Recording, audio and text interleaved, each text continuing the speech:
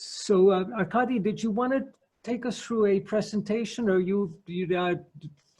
first of all, Evgeny, Arkadi lives in Mallorca, and originally from St. Petersburg. Is that right, Arkadi? No, I'm from Moscow. Let me say just a couple of words about myself, yeah, if you don't mind. Please. Yeah. So I studied medicine in Moscow, and after working for a short time in emergency medicine, I turned to diving medicine because that was my dream since childhood, diving and everything which is related. And I spent more than 10 years in underwater biomedical research, also working with saturation divers, and then also with cosmonauts, because it's the same medical institution in Moscow. But then after perestroika, I moved to Germany, and since '94, I lived in Germany. I continued my research and testing of hypoxic training, hypoxic devices. I patented one device, and I was then invited to United States. I spent 4 years in New York refining hypoxic technology and working for a company which manufactures devices for athletes. And then when I came back to Europe, I started using this all this knowledge, all what I gained, for practicing working with patients. Since 2008, I live in Mallorca and continue my studies and working with patients. Also, I do education for physicians. So it's all about mitochondria. Most important application of hypoxic training, hypoxic therapy, is that if properly done, it can rejuvenate mitochondria. There are many attempts to improve mitochondrial quality, which inevitably degrades with aging and in chronic disease. But most of these attempts are targeting only a few aspects of mitochondrial biology. Hypoxic training provides most important action on mitochondria by reducing mitochondrial heteroplasmy. Yeah. What does heteroplasmy mean? Heteroplasmy means that in each cell, in every moment, there is a mixture of good mitochondria, which are not mutated, and bad mitochondria, which have mutated mitochondrial DNA. And with the time, with aging, with normal aging, there's always a percentage of mutated mitochondrial DNA is increasing. And this is called clonal expansion of mutated mitochondrial DNA. It is especially important for long-lived cells like neurons, like cells of our hormonal glands. So the longer cell is active, is functioning, the more mutated mitochondria it accumulates. And this causes several bad consequences like cellular senescence, which normally leads to apoptosis of such cells. And apoptosis prevents conversion of these cells into cancer cells. So apoptosis is actually a security mechanism. But when we're aging, this security mechanism starts to cause damage. It causes sarcopenia, osteopenia, and osteoporosis, and also decrease of amount of neurons. So there are a lot of very interesting mechanisms which explain why we're aging, how we can slow down aging process. And all these mechanisms, most of them converge on mitochondria. Here, if you see the picture, do you see the picture now? Yes. on the screen. Yeah. Yeah. This is the explanation of accumulation of mutated mitochondrial DNA. Because mitochondrial DNA has pretty small, it is pretty small. It's only about 16.6 kilobase. And it's continuously damaged by oxygen radicals, which are produced during mitochondrial energy production. So it's quite normal wear and tear process, which you cannot escape, you cannot avoid it. And when mitochondrial DNA is damaged, it reduces its dimension, and it becomes smaller and smaller.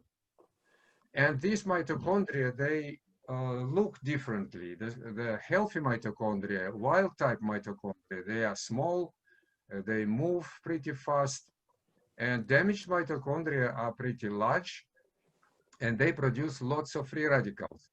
And when there are too much of them accumulated in the cell, cells become senescent, and it starts to poison the neighboring cells. Therefore, a normal, so to say, in the normal way of development, it commits suicide, apoptosis. So the task is to reduce the amount of damaged mitochondria. And damaged mitochondria, as here is shown, they accumulate in the cells quite, it's an inevitable process. Even with stable oxygen supply, with ad libitum nutrition, more and more damaged mitochondria, mutated mitochondria are seen in the cells. This exactly is shown for neurons. It's the most important. But when we introduce oxygen oscillations of partial pressure of oxygen, we put a significant functional load on the mitochondria. And good mitochondria can resist because they have undamaged mitochondrial DNA. But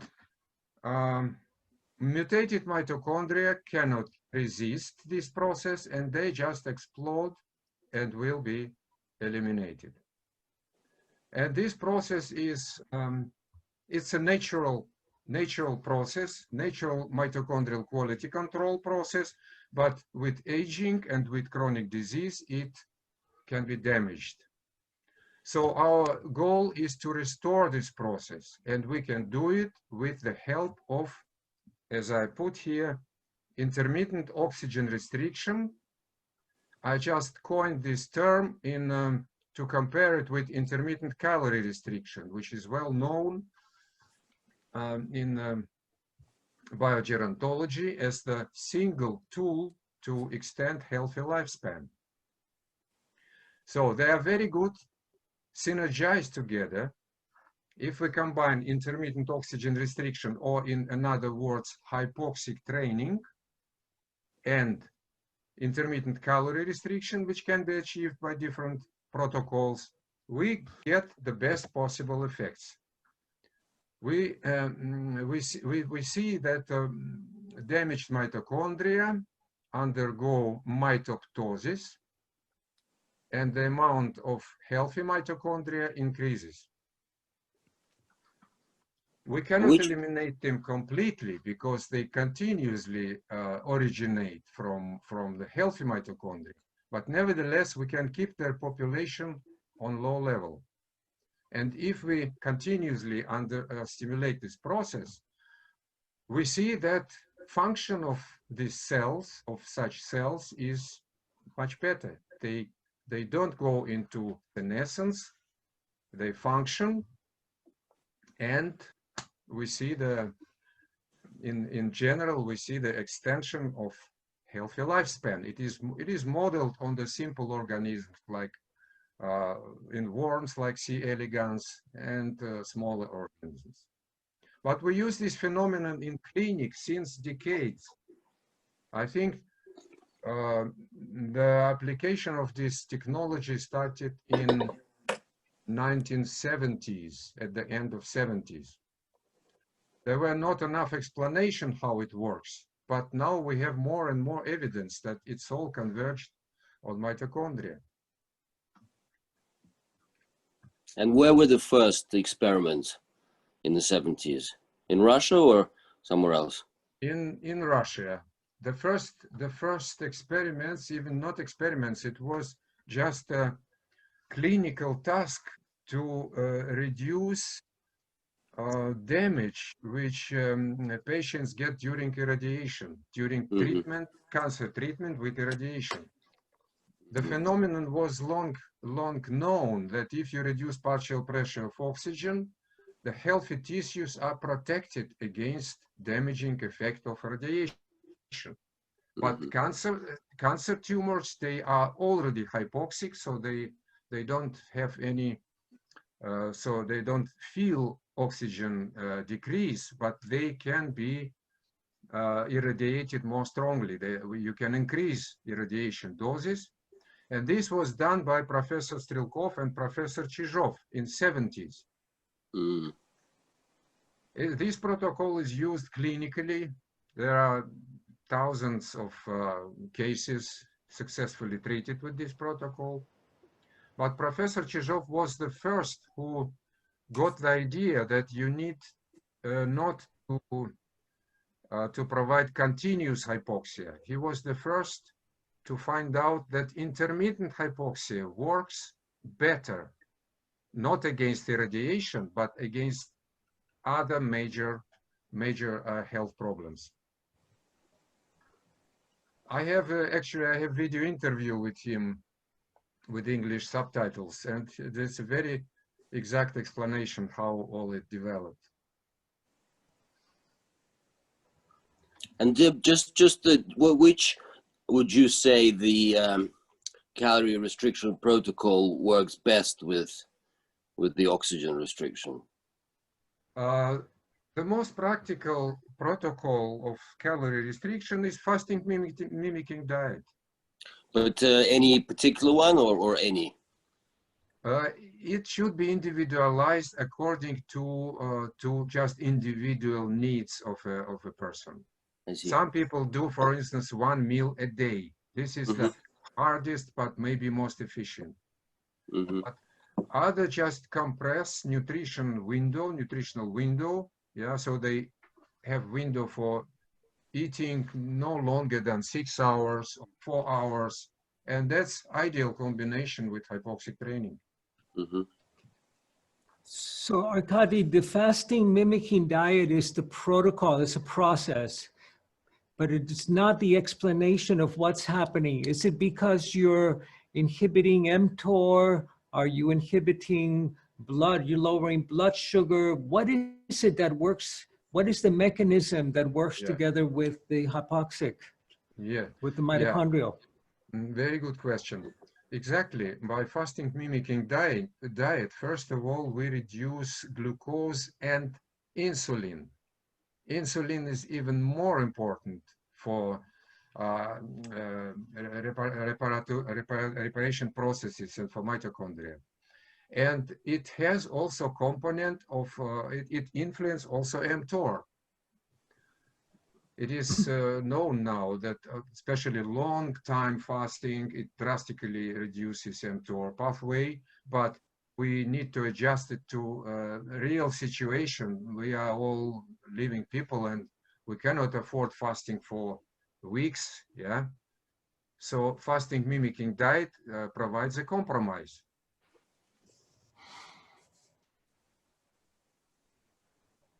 When you said earlier, when hypoxic treatment, when it's done properly, do you mean according to protocols set up by a practitioner who really knows what they're talking about, or particular protocols? Yes, exactly. It's just individual protocols. The strategy, the main idea is exactly like, for instance, resistance training. If you go to the gym, you start resistance training program, you start with weights which are not that much, and then you slowly increase the load.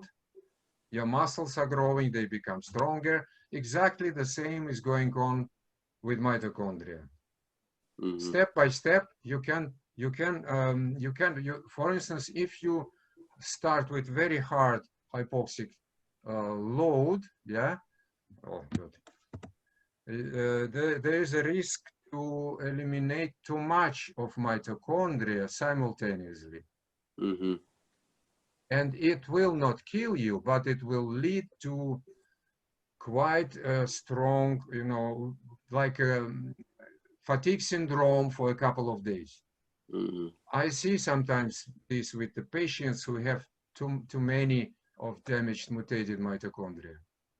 So, Is that but a when you Herxheimer- start slowly, you do it step by step. Yeah, you eliminate in one set. So let's say certain amount of mitochondria, and healthy mitochondria, when they have no competition, they proliferate quite fast. So normally this process takes place in about 1 week, maybe 2 weeks. Is that a Herxheimer reaction that you're talking about? Herxheimer effect of toxic inability to eliminate toxins effectively Yeah. when you have too much.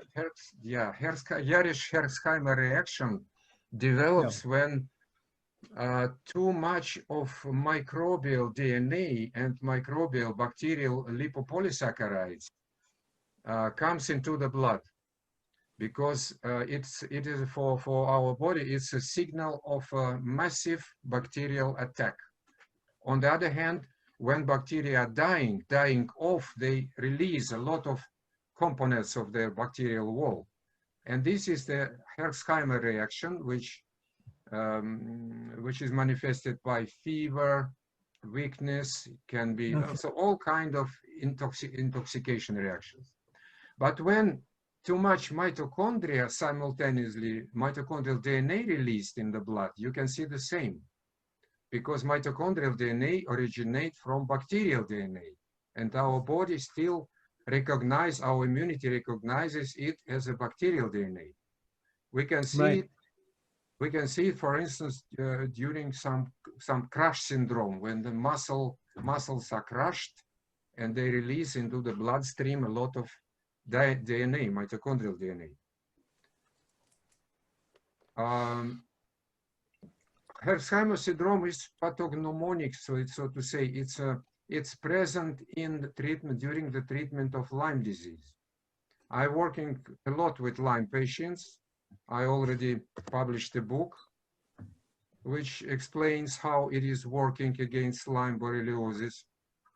The book is available in Amazon, and I will provide a webinar, I think maybe in September, October. Mm. Are you accepting new Lyme disease patients for telemedicine? It depends. It depends. Yeah, because some of patients you cannot help distantly. Yeah, in my experience, ideally, if they can come for at least a couple of weeks to Mallorca, then they can learn their individual protocol. We can set up individual protocol, and then they learn it, and they continue at home without any problems. But when you start distantly, it's a lot of questions which are not so easy to solve. Yeah?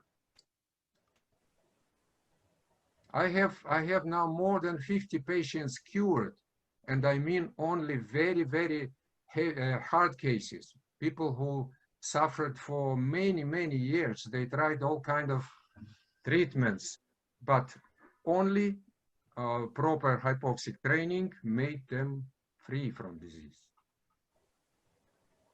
What would you say is the best or one of the best hypoxic machines out there? It's difficult to say. Now, at the moment, I think there are dozens of manufacturers in Europe, in United States, in Canada, in Australia.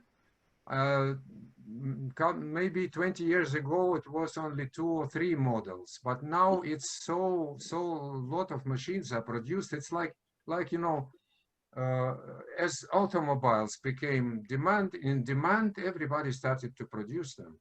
We work with our own machines, which are produced in Russia. If you like, I can show you the short video clip which shows how brain changes during hypoxic training. Mm-hmm. Please, Do yeah. you see the picture? Yes. Yeah. So what do we see here?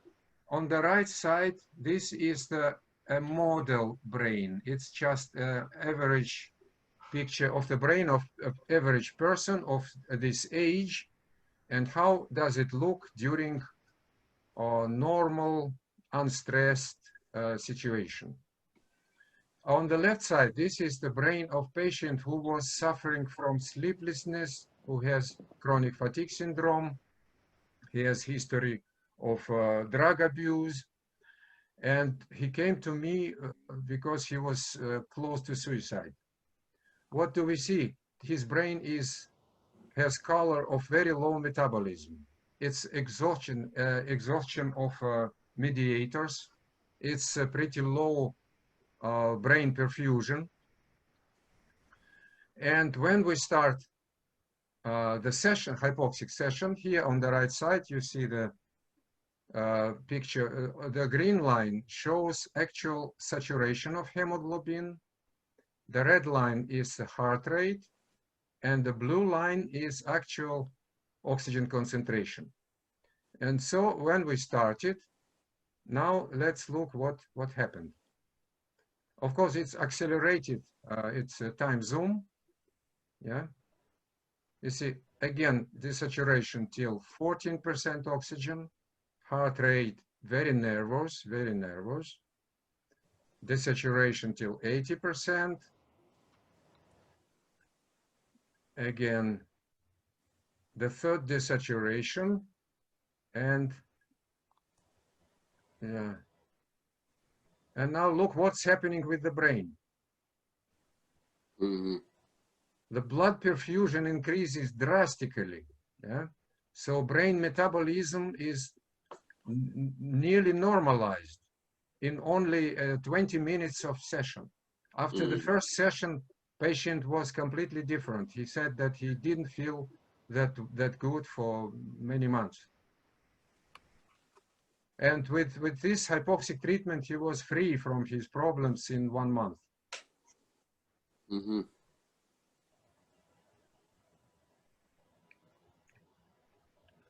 Yeah, so this technology is really extremely efficient. Of course, if you use it properly in synergistically with other components, like, of course, diet, and using nutritional window, fasting mimicking diet, small amounts of supplements, and some medications. Like, I do agree with Alberto, with metformin is okay, with berberine, and of course with rapamycin. Then there are also many other mitochondrial mitoceuticals which can be used. Would you say that the berberine is a more natural substitute for Metformin? Yes. Yes, there is opinion. It's not a question of more natural. It has more. Actually, it works on more directions than metformin. Mm-hmm. There is not always is clear, but clinical experience shows that berberine has advantages. Metformin can be quite counterproductive if you combine it with physical training, with exercising, especially in seniors, because there are many applications which shows that a combination of both is pretty difficult to control. And on the other hand, good organized resistance training program completely substitutes metformin. But there are people who cannot exercise, and of course, they can use metformin. They can use hypoxic training, because hypoxic training is also a good shortcut for physical exercising. If you combine it with resistant training, you benefit. Is it lactic acidosis? Is that the concern with elderly patients? Yes, lactic acidosis in elderly means mitochondrial dysfunction, mitochondrial exhaustion. Yeah. Because healthy mitochondria, the cells with healthy mitochondria, they use lactic acid, they consume lactic acid. Even our brain needs lactic acid. Neurons, they need much more lactic acid than glucose. I saw that in the slide that you showed us that your lower threshold for oxygen saturation was about 82%. That's the... Because this patient was very weak. He was really exhausted, and therefore you need to control, in these patients, you need to control it very precisely. But as soon as people get experience, I can show you now picture I got today from my patient. You see, this is the woman. She is about 30, and she is breathing with the lowest oxygen is about 9%. He is 10% oxygen, and he is 9%. So the saturation is below 70. Sometimes she drops below 70. You see, very deep. Yeah. So if there is somebody who is untrained, unprepared, this can be not really dangerous, but uncomfortable. But she is already doing this for quite a long, and you can see that her heart rate is very stable, yeah, without any symptoms of stress, from 60 to 70. Yeah, it doesn't increase. There is no extrasystole, no blockage. And also this yellow line is very important. This is the plethysmogram, which shows efficiency of endothelial system. Endothelial system is extremely important for our health because it's an inner lining of all blood vessels. So what we see here is exactly the same what is going on in the brain and in the heart. Okay. And is she doing this for anything in particular, or just anti-aging? Just for fitness and anti-aging. Arkadi, what about the when you're beginning to eliminate these mitochondria that are sick, that have DNA mutations? Are you recycling some of these mitochondria through autophagy, or are you eliminating the entire protein from mitochondria? Very good question. Yeah, what is happening when mitochondria are degrading? They, first of all, this process is called mitoptosis. There is two processes which control mitochondria. This is mitophagy, when mitochondria are recycled continuously in the cells. And during this recycling, of course, new mitochondria just use the building materials of old mitochondria to build up new mitochondria. It's a normal recycling. But mitophagy can be damaged by diseases, by heavy metals, intoxication of heavy metals, and just by aging process. And mitoptosis, it's different. Mitoptosis is exactly this process. When under hypoxic load, intermittent hypoxic load, damaged mitochondria, they don't undergo mitophagy, they just explode. Therefore, it is called mitoptosis. And mitoptosis also is a component of apoptosis. When too many of mitochondria commit suicide, then cell also can commit suicide. And what about the transport system? When you have these through mitoptosis, when you are eliminating these mitochondria, how do you transport them through the cell wall? And what's the role of glutathione or sulfur molecules in the transport system? This process is pretty much was studied by Professor Skulachev and his team in Moscow, and they found out that when too much mitochondria commit mitoptosis, and there are some remains which are not degradable and there are some remains, so-called metalloproteins. Mitochondria have enzymes which combine proteins and metals like iron and also the selenium and even cobalt. So these proteins cannot be degraded, and either they stay in a cell, and this pigment which stays in the cell is called lipofuscin. Lipofuscin is an aging pigment which you find in the brain, but also you can find it on the skin. These yellow spots, seniors, they have lots of yellow spots on the skin, and this is lipofuscin. But nevertheless, some of the remains can be packed in the vesicles and expelled from the cells. Yeah, but then they stay in the intercellular space. This is also not good. And this process, also accumulation of lipofuscin intracellularly and extracellularly, it is the part of component of aging. How can you support that process? Will products like alpha-lipoic acid or glutathione or some of the chelators, would that help? I cannot just answer this question because I cannot immediately answer, but there are some success in this way. Yeah, some just way to support this elimination of used, worn out mitochondrial remains. Yeah, that extracellular matrix, I think it's very interesting how to support that. Exactly. This is a huge problem, and many scientists, many labs work on this. Yeah. Many of these questions are focus of attention of Sense Foundation.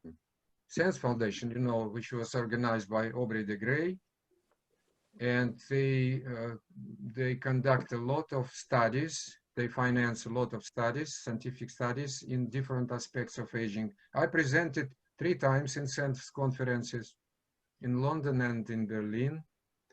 And there are many interesting ideas which are now exploited. So Jenny, when I met Arkadi in Mallorca, was with the conference that Rainer had organized. That was in 2015, I think, Arkadi, wasn't it, that we met? Yeah. Right. And we decided that the meeting point between the shamanic world and the medical world was mitochondria. Yes, it looks like this, yeah. And you know, they are other creatures. They don't belong to us.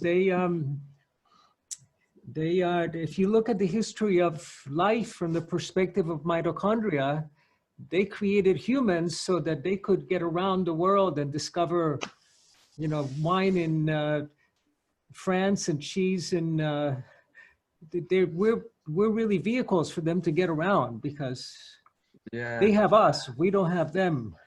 Exactly. Nick Lane wrote a lot about evolution of mitochondria, how life developed because of mitochondria. His wonderful book,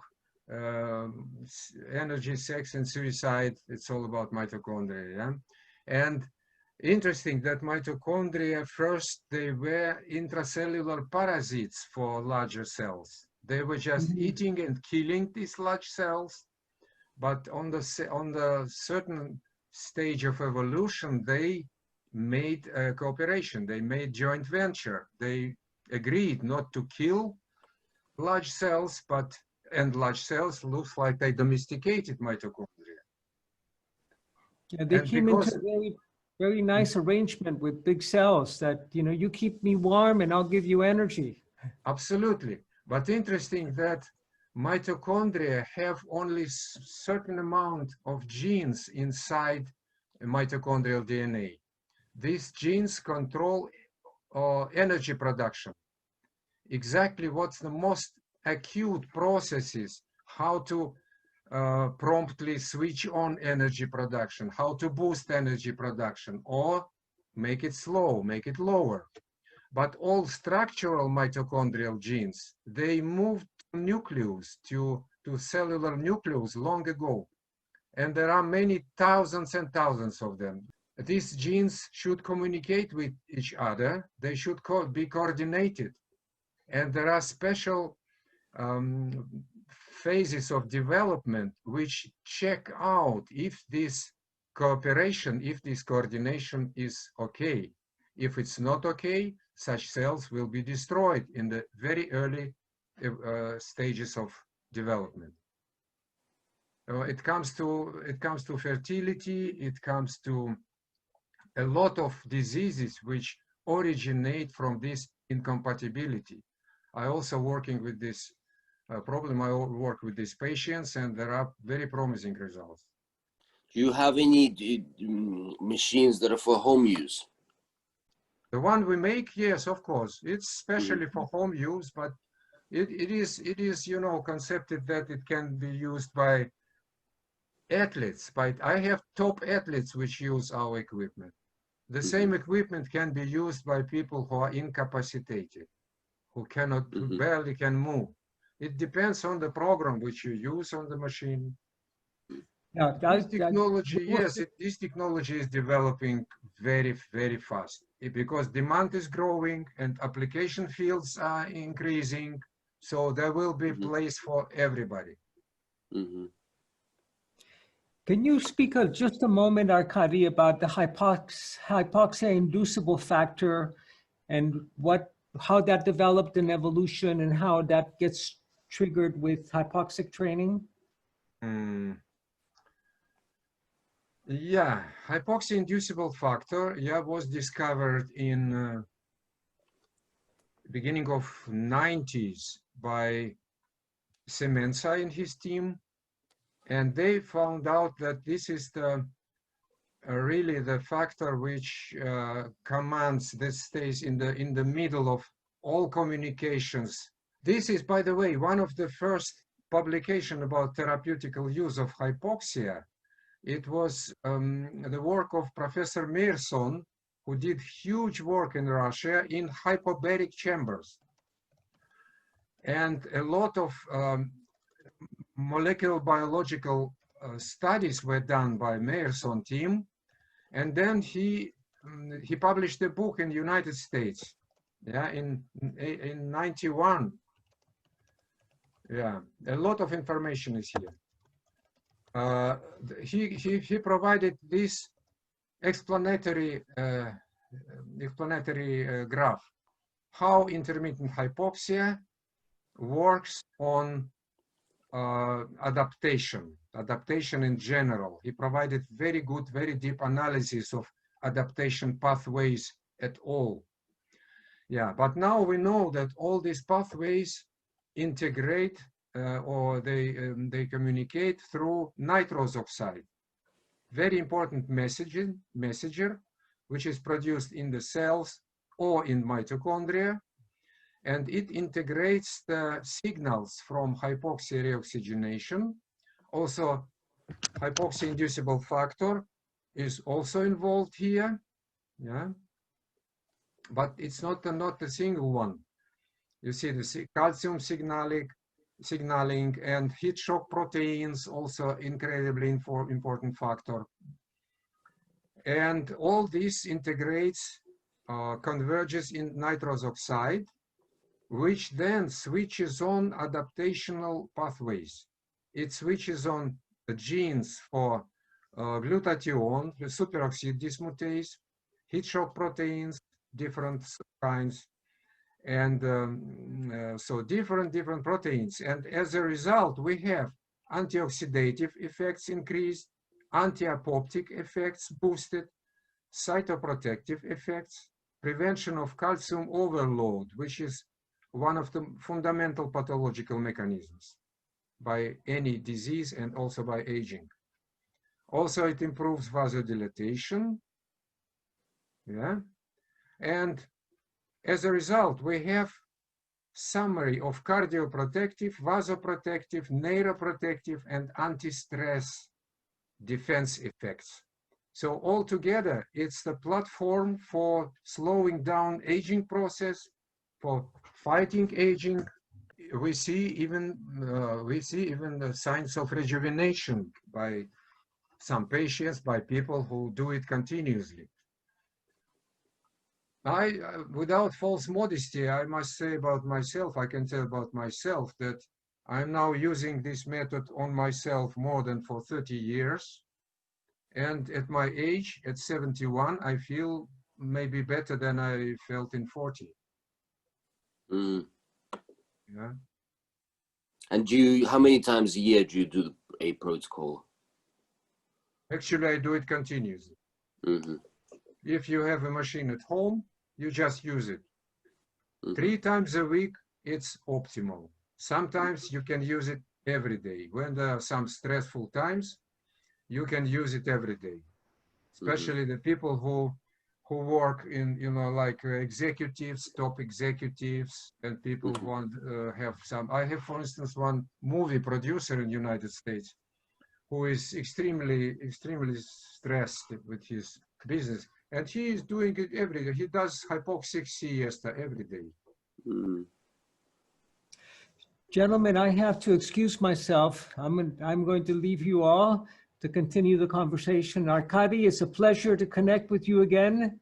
Let's go scuba diving together sometime. That's Oh yes, Alberto, great, great. My I great hope, passion.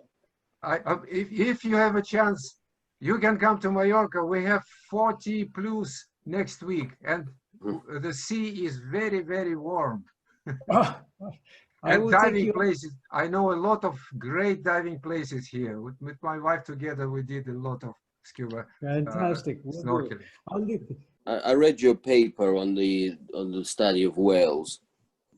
Mm-hmm. It was very interesting. But it would be good to keep in touch, and maybe I could get your machines. Some future applications which can be radically improve the health of future populations. Because if you produce healthy babies, if you can conceive healthy babies, then you don't have that much degenerative diseases. For instance, here is an application of hypoxic training in complicated pregnancy. You see, it was work from it was actually in 80s in Moscow. These are women with different pathologies of pregnancy. Mm-hmm. Normal delivery, it's only about 30%. Chronic intrauteral hypoxia, 11%. Nephropathy, 37%. And preterm and post-term babies. So these women tried all different treatments, but then they got hypoxic treatment, the same women. Yeah? And what were the results? Normal delivery, huge improvement. Yeah? Intrauteral hypoxia, very few. Nephropathy, also 9% instead of 37. And very small amount of preliminary and post-mature delivery.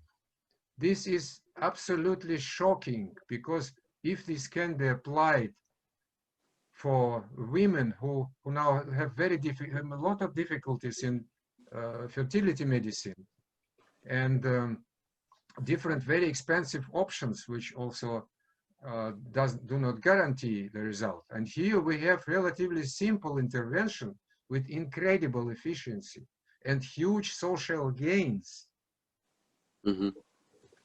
Very interesting. The same about treatment of Lyme disease. I now prepared a presentation. I made education for physicians presentation about Lyme disease, and it's a huge potential to eradicate Lyme disease, which is now much more heavy problem for society than even coronavirus. Coronavirus will be eliminated in maybe 2 or 3 years. But Lyme disease is growing exponentially during the last 40 years. Okay, well, thank you very much. And we'll keep in touch. Raina, thank you. Спасибо большое. Будем тогда на связи. Хорошо, спасибо, Евгений. Спасибо огромное. Рад познакомиться виртуально. Взаимно. Thank you, Rainer. Thank you very much for organizing, for inviting me.